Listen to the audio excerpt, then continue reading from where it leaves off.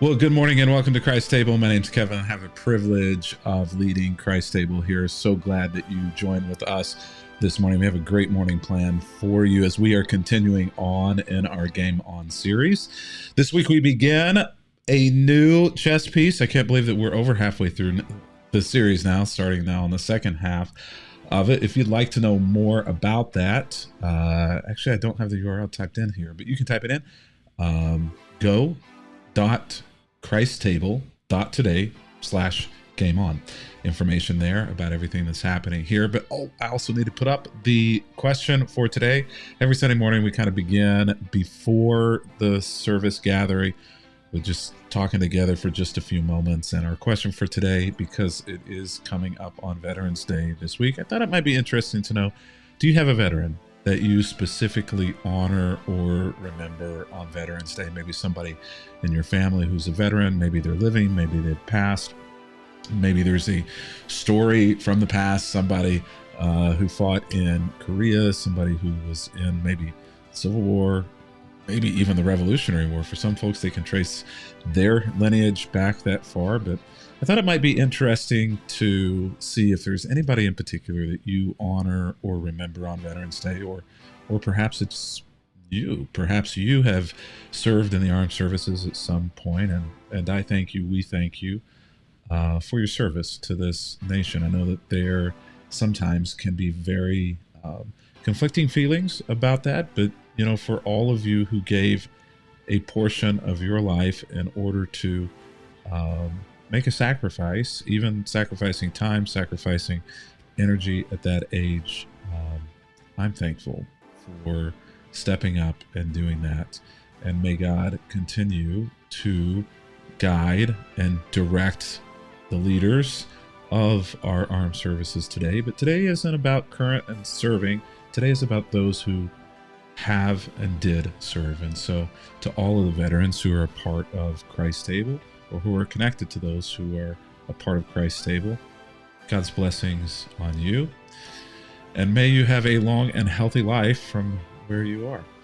So that is our question today. Do you have a veteran to honor or remember?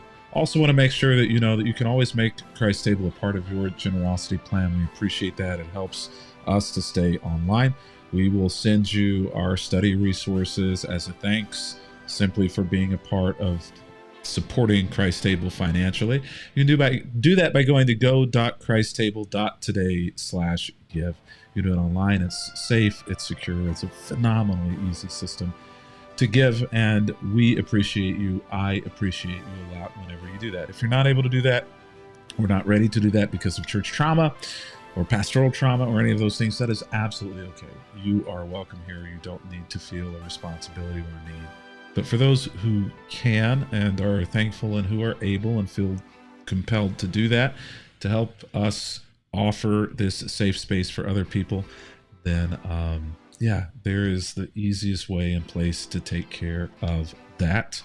And so I'm going to take that back down again. Hopefully you've got that written down if you're interested in it. If you'd like to be a part of our email list, www.christtable.today. That's where you go for that. I just want to put up one more time the question for today, because Veterans Day coming up here in just a couple of days. Do you have a veteran that you specifically would like to honor or remember, or a story or an individual? It would be great to see a few of those names or connections in the comments or in the chat wherever you're watching. And so it looks like we are out of time and ready to begin moving. So welcome to Christ Table. Glad you're here.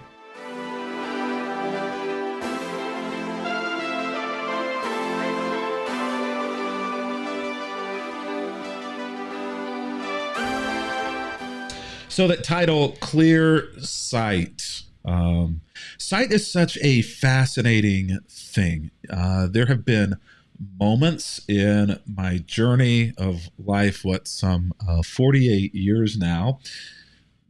I was going to say give or take, but there's no give or take. It's 48 years now where I have had difficulty seeing, or where I have not been able to see for one reason or another. And you don't realize how much you come to rely on certain senses until they're not there, or until they are deficient. And so I thought that maybe what I would do is first give you a trigger warning, because I'm about to show you pictures of me from my childhood. And I felt like it was appropriate to give a trigger warning here. You might want to kind of fast forward through this because these pictures are not, they're I was the type of kid who only a mother could love. Like that's the face, that I had. And, probably my mom was looking at me at moments being like, will he ever grow out of this ugly duckling stage? I don't know. Anyway, so trigger warning here. I thought I'd show you a few pictures. So this first one here is me. I'm fairly certain that is my first grade picture. Did not have writing on the back that said when it was, but I'm fairly certain this is a first grade picture. And first grade was the year where I first got glasses. So I have had vision correction from first grade on. Now today, I almost exclusively wear contacts. I do have one pair of backup lenses and a second pair of lenses as well. That's a backup to the backup. But I wear contacts almost exclusively. But yeah, there's the start of it right there.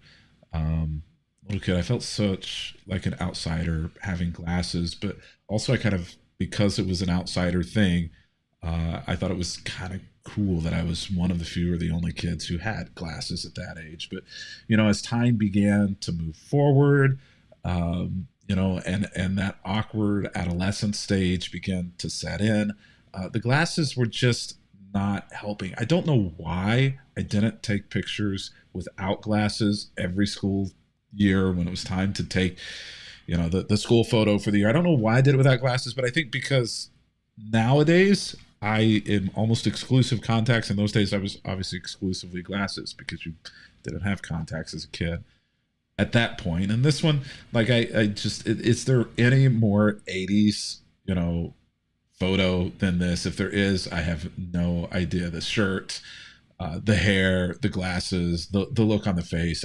I feel so sorry sometimes for this kid. He was so awkward.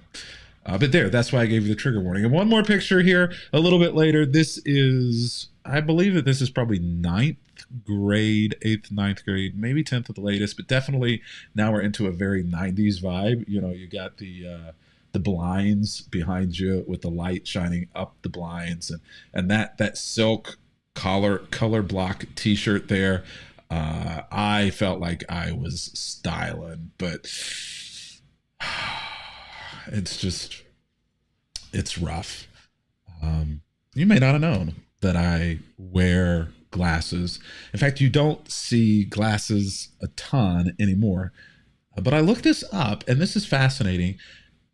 Somewhere in the neighborhood of 75% of US adults require some form of vision correction.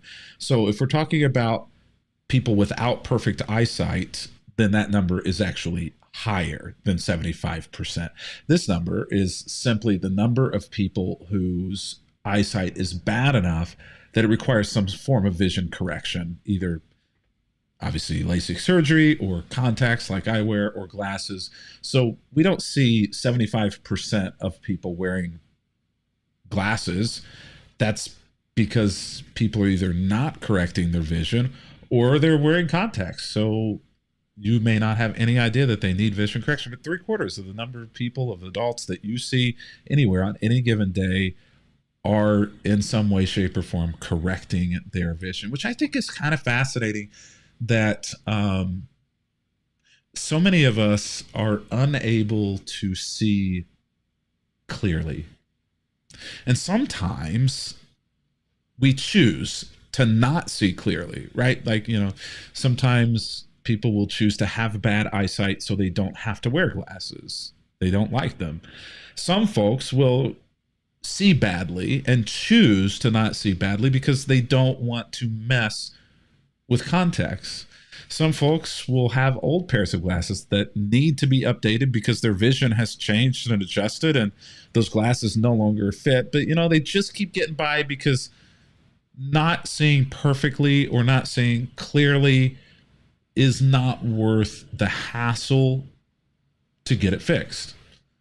And there are other folks like me who completely hate the idea of not having as perfect a vision as possible. Last time I went to the optometrist, he's like, you're getting to the age where you're going to have to start making a choice between near distance and far distance with the way your eyesight is. We can't fully correct both distances. So you're going to have to say which one you want more.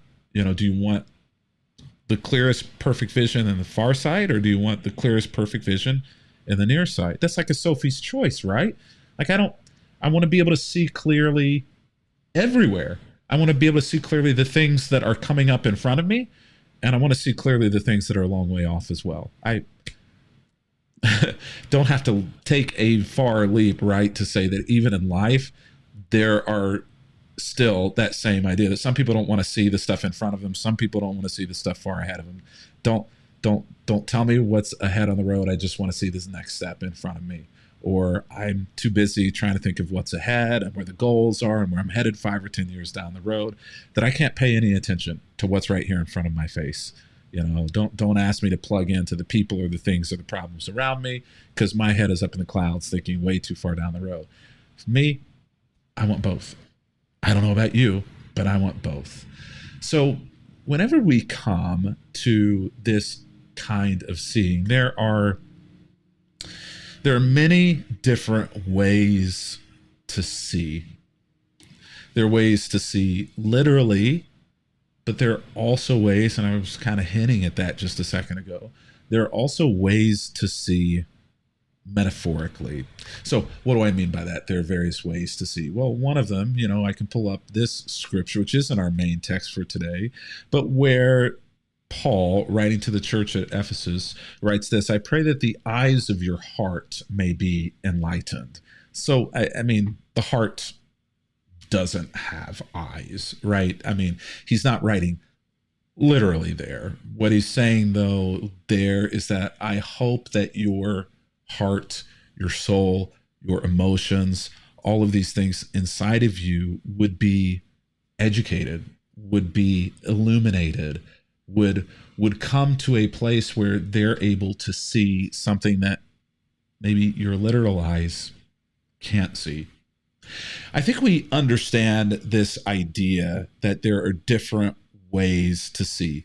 Oftentimes we don't see things with our eyes, but we see things with our heart. You may see somebody who, with your eyes, looks perfect, right?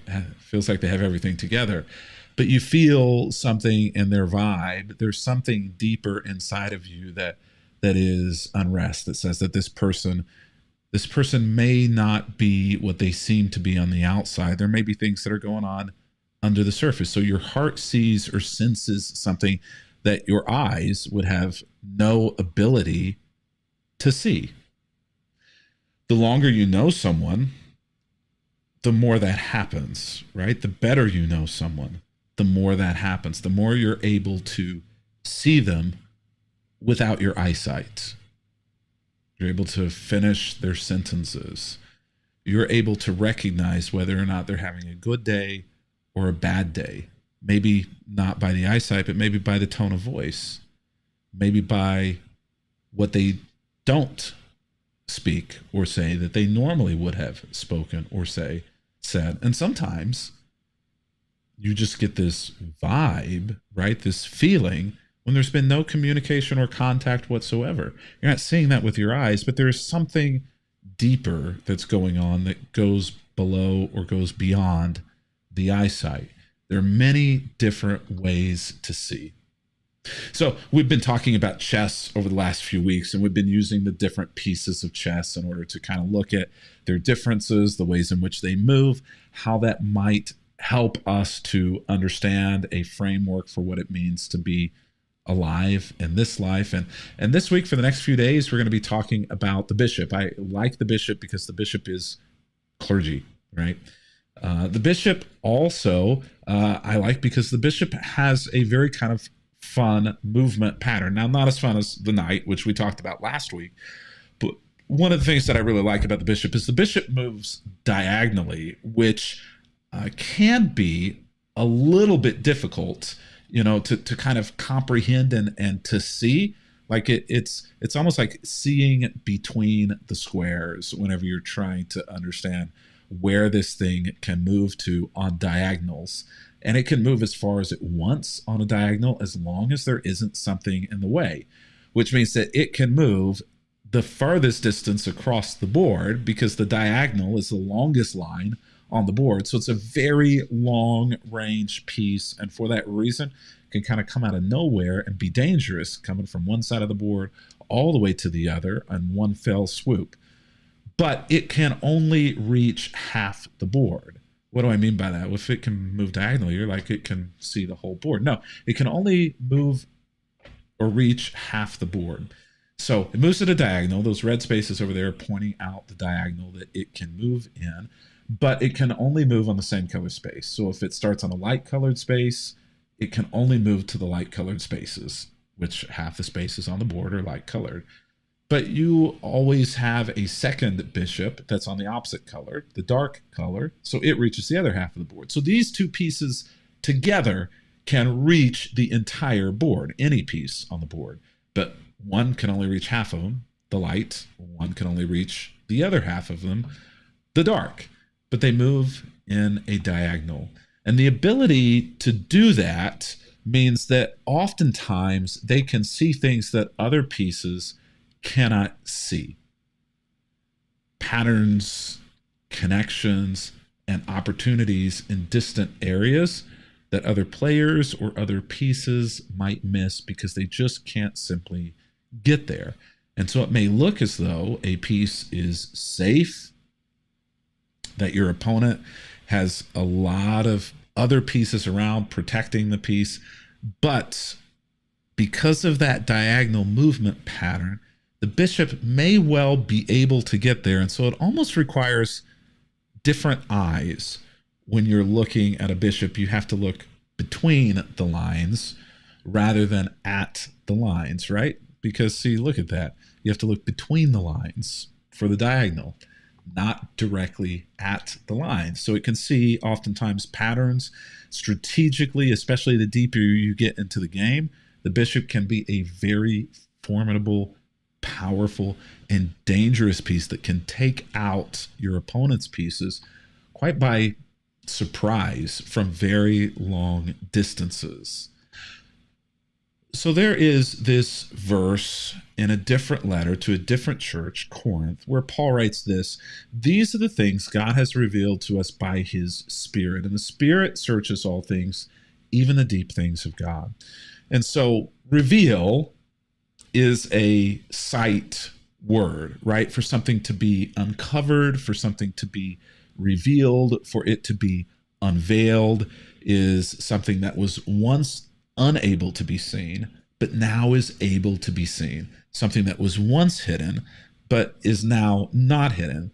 You know, in some of these makeover shows, whether it's, you know, a makeover of an individual physically, whether it's a makeover of a home, there is a big reveal. It's the moment where everything that has been hidden before is now shown. What's being said here, or implied here directly from Paul, is that there are things about the world, about life, about you, about others that you may not fully see. It may not always be what you see is what you get. If you rely too heavily on eyesight, you might miss a whole lot of what's out there or that needs to be seen because you're not seeing with other eyes, you're not seeing with the eyes of your heart, or maybe things are not completely clear to you because your heart or life is not walking in rhythm with God. And for me, that means walking in a rhythm of seeing people as sacred, as holy. That Micah 6:8. Love justice, or do justice, love mercy, walk humbly with God. This idea that our lives are to be spent loving others at least as much as we love ourselves, and preferably more than we love ourselves, is something that happens as we begin to walk in step with God, and that Spirit of God, of goodness, begins to invade us. It begins to change the way that we interact with the world around us. And whenever that happens, we begin seeing things. Paul says it here that things are revealed to you by God's Spirit. I would frame that in the same way as saying you begin to see things that you weren't able to see before. You see with your heart. You begin to look at people differently. People who are struggling financially, people who are struggling emotionally, people who are struggling professionally, people who the world would reject or push away, people who are oppressed or marginalized. You began seeing them in a way that you didn't see them before because you're seeing them here rather than seeing them from here. So God provides, I believe, and I think that what is being taught here, insight into spiritual realities in the world around us and people around us that you can't completely or solely see with the eyes, which allows you to understand how God is working in ways that aren't immediately obvious. This is why I think that it's so important for us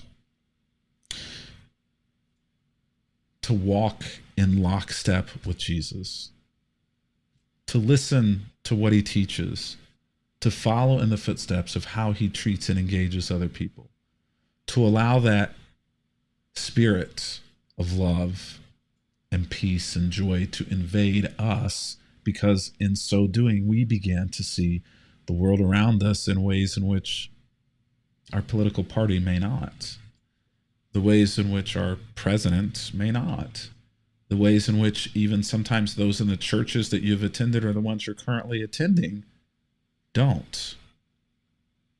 You begin seeing the humanity in people. You begin seeing the problems not as something to be pushed away or something to be destroyed, instead of seeing them as something to be embraced, to be loved, to be held. You begin seeing people not just as a problem, but as truly people with needs that maybe you can only meet if you see them with eyes that you don't have here, but have here. It may require you in the world around you to move in diagonals instead of moving in a straight line path with the way everybody else is moving, to move in a different direction, to move in a new and different way, to see the problems around you differently, to see the issues and politics differently, and to see people differently. And I would submit to see people the way that God sees them, the same way that he sees you. Maggie?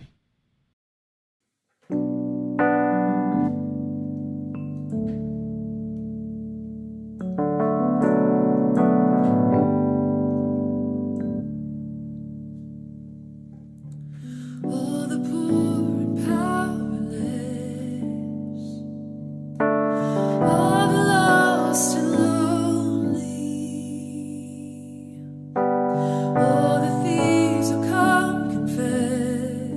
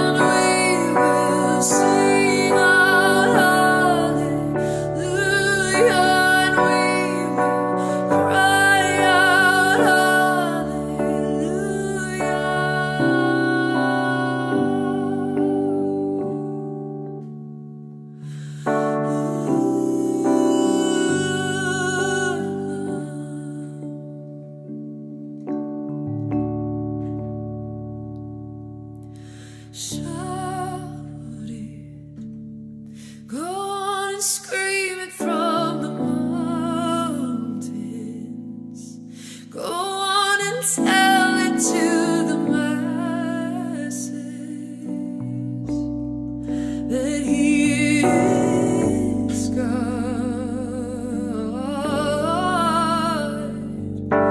Shout it, go on and scream it from the mountains. Go on and tell it to the masses that He is God,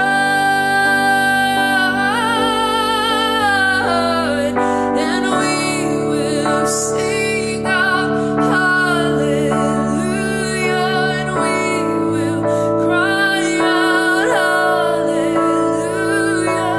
We will sing out hallelujah and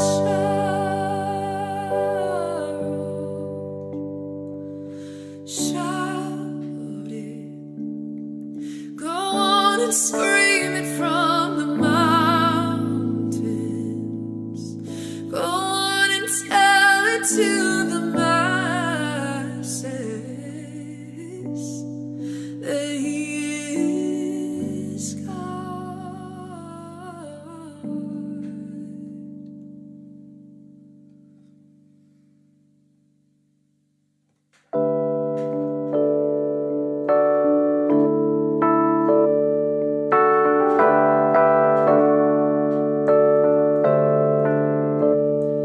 Father, let your kingdom come. Father, let your will be done on earth as in heaven, right here in my heart. Father, let your kingdom come. Father, let your will be done on earth as in heaven, right here in my heart. Give us this day our daily bread. Forgive us as we forgive the ones who sin against us.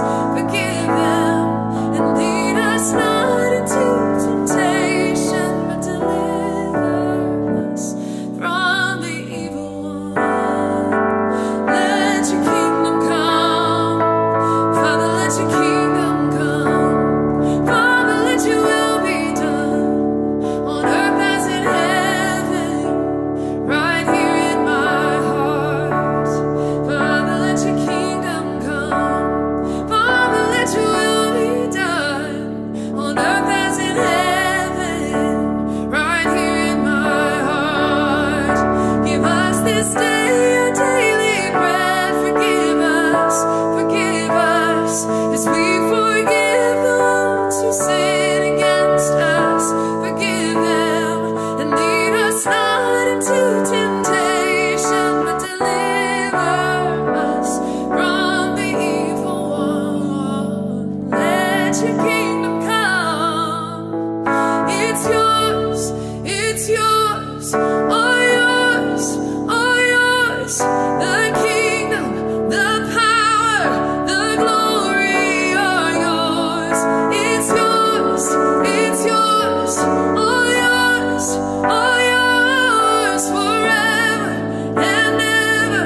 The kingdom is yours. Father, let your kingdom come. Father, let your will be done on earth as in heaven, right here in my heart. Father, let your kingdom come. Father, let your will be done on earth as in heaven, right here in my heart. On earth as in heaven, right here in my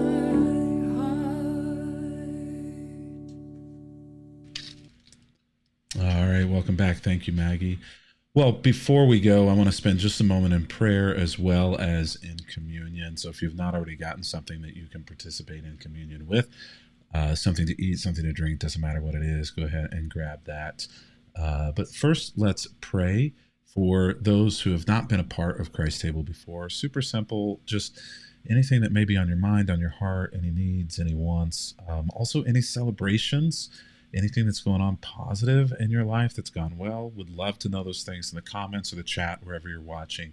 You can put those there. If it's too personal, too long, too in depth, if you're just not ready to do that, you can put in there, please pray for me, or unspoken request. And everybody who's watching this morning will, and you can always send it privately to me or to Christ Table by direct message or by email. And we will pray with you as well, or celebrate with you. So let's go ahead, and I see them when they come up in the chat, whether you're watching live or by delay.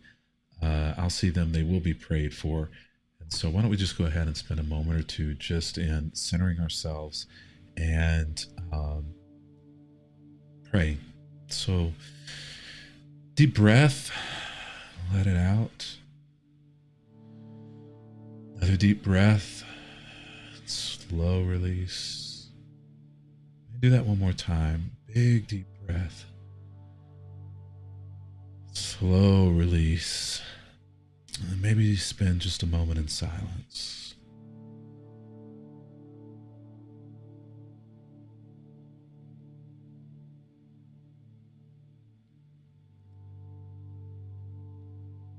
I know there are many things that weigh down our hearts. Sometimes those things cloud our vision,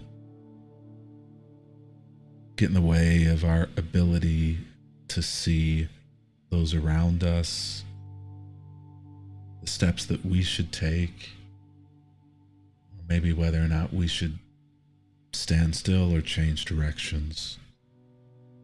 It can be difficult to judge the difference between what we see with our literal eyes and what we see with other eyes, like the eyes of our hearts, which is real, which is true.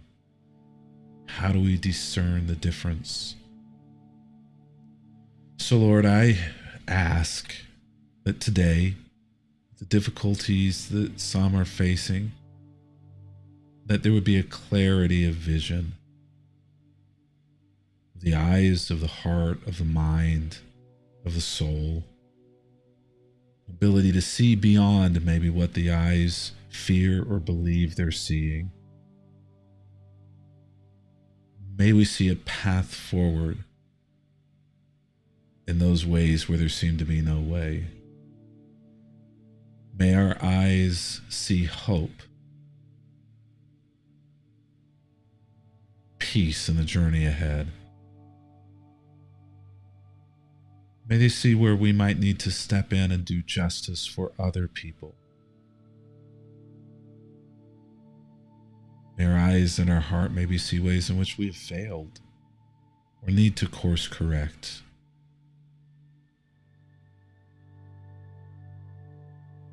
For those who are struggling this morning, may there be a sense of your presence and love.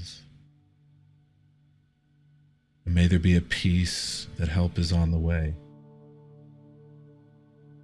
And may we also recommit today to being the peace and the help to others around us who may be in turmoil and chaos. Lord, may our hearts be more in tune with you,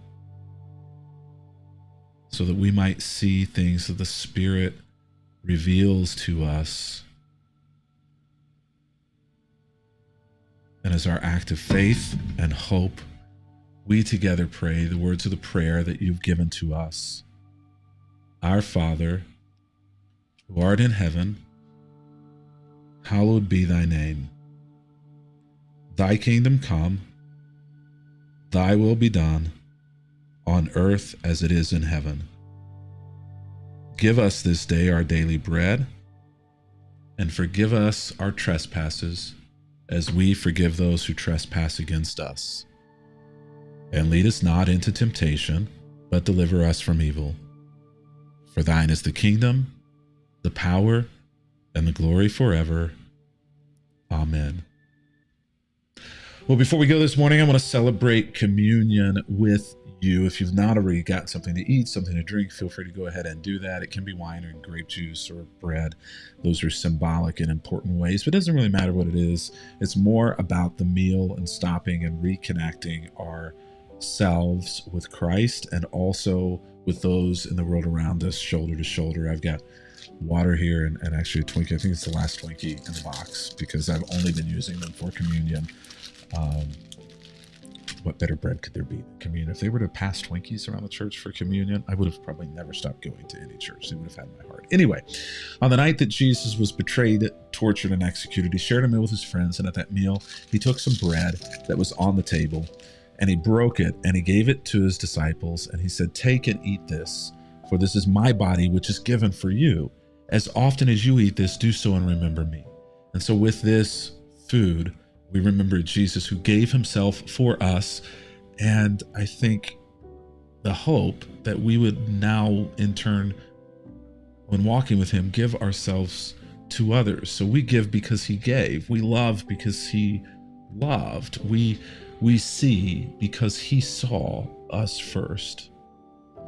And so if you need hope, if you need help, if you need love, if you need mercy, if you need grace, if you need peace, they're available in relationship with Jesus.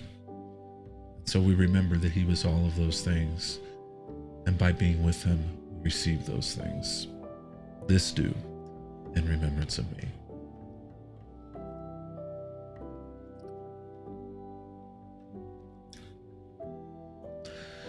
Then at the end of the meal, the text tells us that he took the cup that was on the table and he passed it around to all of his disciples, and he said, "Drink all of this, for this cup is a new covenant, a new agreement between God and between you for the forgiveness of sins. As often as you drink from this cup, do so and remember me." And so as we drink from this cup, we are drinking the cup of forgiveness, that Christ's work has brought forgiveness into the world. It is now available, and there you have been forgiven. There is nothing you have to do to receive that forgiveness. So why not live in it? Why not drink fully of that forgiveness, knowing that you've been forgiven, so you may forgive yourself. You may forgive your past. You may know that God has forgiven you, and hopefully that will bubble over into the ability to forgive other people too, like you have been forgiven, like I have been forgiven. Forgiveness. Drink this in remembrance of me.